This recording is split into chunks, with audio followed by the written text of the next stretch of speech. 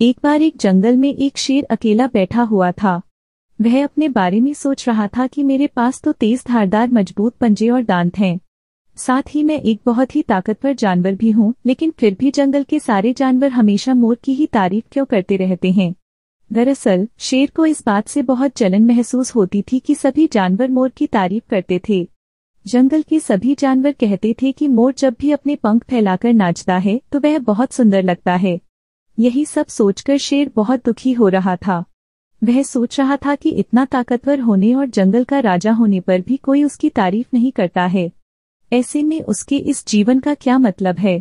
तभी वहां से एक हाथी जा रहा था। वह भी काफी दुखी था।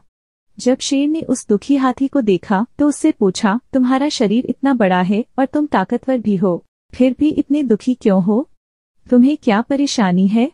दुखी हाथी को देखकर शेर ने सोचा कि क्यों न मैं इस हाथी के साथ अपना दुख बांट लूं।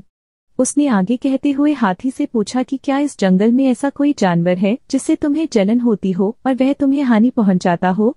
शेर की बात सुनकर हाथी ने कहा, जंगल का सबसे छोटा जानवर भी मुझ जैसे बड़े जानवर को परेशान कर सकता है।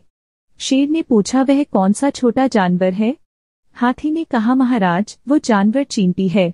वह इस जंगल में सबसे छोटी है, लेकिन जब भी वो मेरे कान में घुसती है तो मैं दर्द के मारे पागल हो जाता हूँ। हाथी की बात सुनकर शेर को समझ में आ गया कि मोर तो मुझे चींटी की तरह परेशान भी नहीं करता है, फिर भी मुझे उससे जलन होती है। ईश्वर ने सभी प्राणियों को अलग अलग खामियां और खूबियां दी हैं।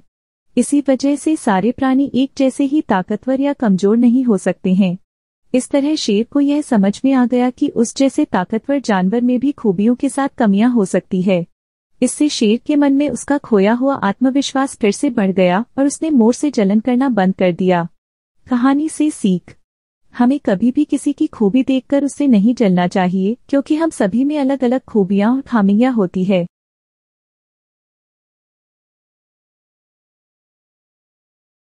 कहानी अच्छी लगी हो तो वीडियो को लाइक करें, शेयर करें, कमेंट करें और हमारी कहानी आप तक पहुंचे इसलिए चैनल को सब्सक्राइब करें और बेल आइकन को दबाना ना भूलें। कहानी को सुनने के लिए धन्यवाद।